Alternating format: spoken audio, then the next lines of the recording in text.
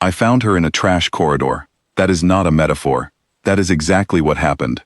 I was picking through the refuse section of Herrick Station's lower deck, looking for salvageable parts for my atmospheric scanner, when I heard a sound that had no business coming from a sealed medical crate. A breath, short, thin, barely there, but unmistakably alive. I almost walked past it. The crate was stamped with the Kel-Vorath disposal seal, which meant it had been processed, cleared, and officially abandoned. Opening it was technically a violation of Conclave property law.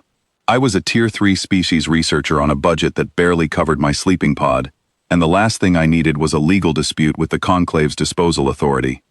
I opened it anyway. She was curled on her side, gray-skinned, three-fingered, with the hollow-cheeked look of someone who had been surviving on minimum nutrition for weeks. She was roughly 12 galactic years old. Her eyes opened when the crate's seal broke, and she looked at me with an expression I had never seen on any face before. Not fear, not relief, but a kind of exhausted calculation. She was already trying to figure out what I was going to do, and whether it was going to be worse than what had already been done. I told her she was safe. She did not believe me. That was fine. I was not sure I believed it either. Her name was Ven. She was Dareki, a species that the Conclave considered among its most gifted, because the Dareki were born with psionic ability, the power to sense and read the minds around them. It was how they communicated, how they led, how they judged each other. A Dareki who was strong in the mind was royalty. A Dareki who was weak was tolerated. A Dareki who had no psionic ability at all, a null, was something the language did not have a polite word for. Ven was a null. She had been born without the ability her entire species defined itself by. She had lived 12 years in a society that considered her absence of gift to be not a difference but a defect, not a limitation but a verdict. The crate she had been sealed inside was not a mistake. It was a decision. Her own people had filled out the paperwork, stamped the seal, and put her in the corridor with the broken equipment and the processed waste. The galaxy had agreed with them. That was the part that took me the longest to get used to.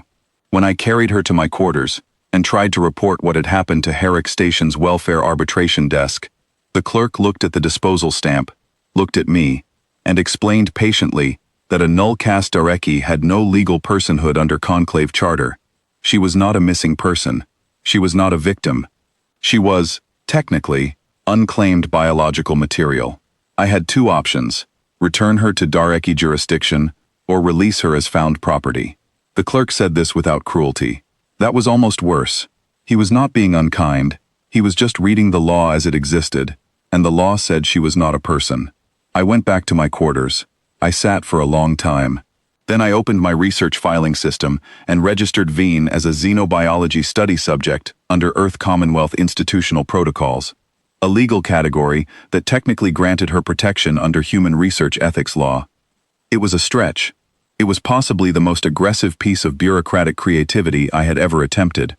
My supervisor, if I had one on site, would have had a full collapse.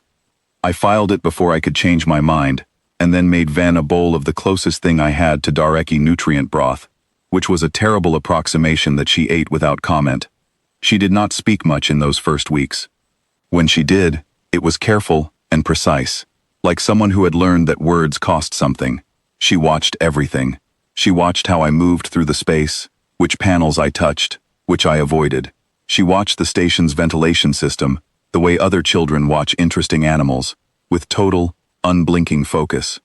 On the fourth day, she asked me why the airflow in the eastern corridor was 12% weaker than the western corridor, and whether that would cause a pressure differential in 6 months. I checked the station schematics. She was right. I reported it. The maintenance team found a partial seal failure that had been developing for 3 years. She was 12 years old. She had just been thrown away, and she had noticed something 3 years of automated monitoring had missed. I want to be honest about what the next few years looked like, because it was not a clean story. It was not a sequence of triumphs. It was mostly long days in a cramped annex facility, bad food, legal paperwork that never seemed to end, and the slow, grinding work of watching someone learn to trust that the ground beneath them was not going to vanish. The Dareki cultural attaché came to find us twice. The second time, he brought a formal conclave dispute notice, claiming Ven as property under species internal law. I filed a counter-response under Earth Commonwealth Humanitarian Protection Statutes, which my former professor, a Commonwealth trade envoy named Dr. Yusuf Aranda, who owed me several very large favors, helped me push through channels that should not technically have applied. It took 6 months. It cost me my research fellowship, which the Xenobiology Board quietly revoked when they decided I had become more of a problem than an asset. I did not regret it. I want to be clear about that. I did not regret it for a single day. Even the days when I was eating recycled protein blocks and explaining to a suspicious conclave bureaucrat why a human researcher had a Dareki null, registered as a study participant. Vane, for her part, watched all of it with that same calculating expression she had worn when I opened the crate. One evening she asked me why I kept going. I told her, because it was the right thing. She considered this for a long time. Then she said that the right thing had not historically been very useful to her. I told her we were going to change the historical average. She almost smiled. Almost. The years moved. Ven grew. The girl who had arrived knowing how to survive in silence became someone entirely different. Not louder exactly, but more present, more certain of her own weight in a room. She had an appetite for learning that frightened me a little, the way truly powerful things sometimes do. Mathematics came to her like breathing. Chemistry followed. She would stay at the data terminal until I turned off the lights, and then continue on a handheld in the dark. When I finally secured her enrollment at the Earth Commonwealth's Herrick Annex, the first non-human student they had ever accepted, something I accomplished through a combination of regulations, persistence, and Dr. Aranda making several well-placed calls, she walked into her first class and had a question about the course material before the instructor had finished the introduction. She specialized in infrastructure engineering, not because anyone guided her there, but because she chose it herself, and when I asked her why, she said it was because everyone else ignored it. The great psionic species of the conclave found it beneath them, the maintenance of relay networks, atmospheric grids, resource distribution chains, the quiet structural work that kept millions of beings alive without anyone thinking about it. It was managed by legacy systems and committees that had not been seriously reviewed in generations.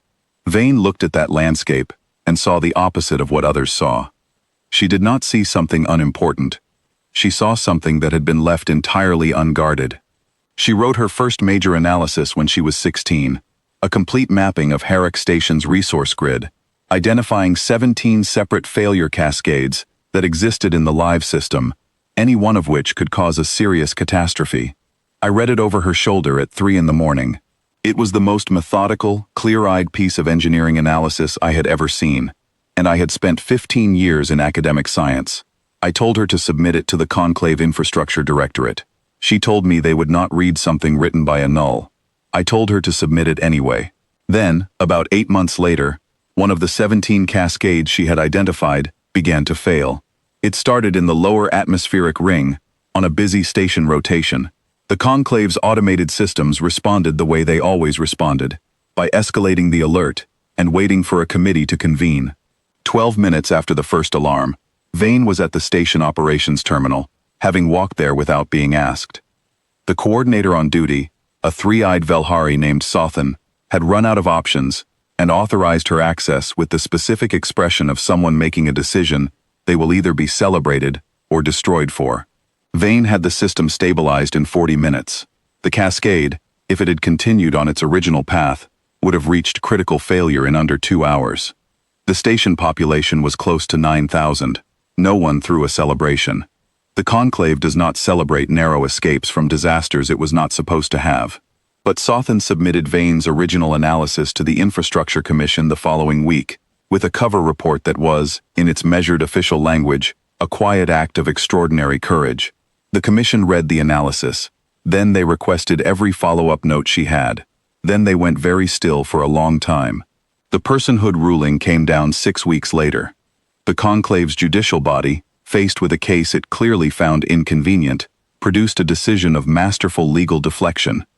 It ruled that Dareki internal caste classifications could not supersede protections held under Earth Commonwealth citizenship for individuals registered under Commonwealth law. It did not say Vane was a person. It said the question was legally moot, because she was already a citizen of somewhere, and that somewhere had rules too. It was a cowardly ruling, written with elegant precision, and it worked exactly as well as a brave one would have. 3 weeks after that, the Conclave Infrastructure Directorate offered Vane a Tier 1 senior analyst position. It was the kind of role that went to psionic specialists from species that had been traveling between stars for 1,000 years. They offered it to a 20-year-old null from a people who had sealed her in a disposal crate and left her in a corridor. I received a formal statement from the Dareki Cultural Assembly the same week. It acknowledged, in careful diplomatic language, that certain null caste individuals might have been misclassified under existing evaluation frameworks, and suggested that future assessments might benefit from expanded criteria. It did not apologize. It did not say her name.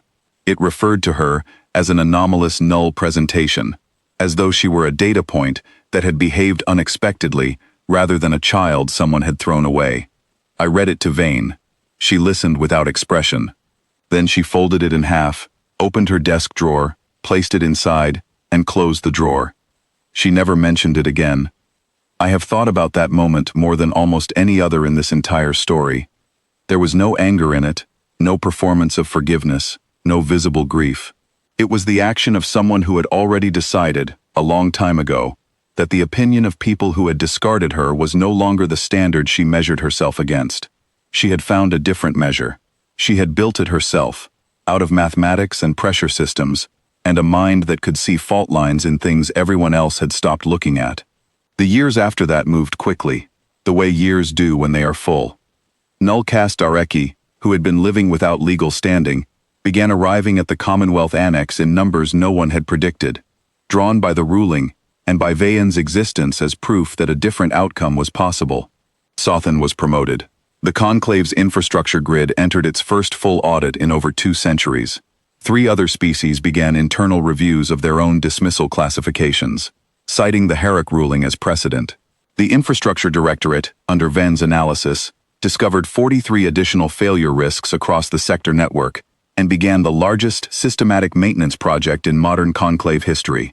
None of that happened because someone planned it. None of it was the result of a strategy or a vision or a bold declaration. It happened because I opened a crate I was not supposed to open, because Vane survived long enough to be curious, and because a Velhari station coordinator authorized a young null's terminal access on a desperate afternoon, and then had the integrity to say so in writing. I am telling this story now because Vane asked me to. She is about to take her seat on the Conclave Infrastructure Commission, the first non-psionic member in the Commission's 400-year history, and she said the galaxy was going to want a story about how it happened, and that I should write it before someone else wrote it wrong. She reviewed the draft. She changed one word in the final paragraph, from a word that made it sound inevitable to a word that made it sound like what it was: uncertain, improbable, and held together at every point by decisions that could easily have gone differently. She handed it back and said, with the particular dryness that had replaced her childhood silence, "You make it sound like you knew what you were doing." I told her I did not even slightly. She nodded once, the way she always does when something confirms what she already believed. "Good," she said. "Neither did I. That was the whole point.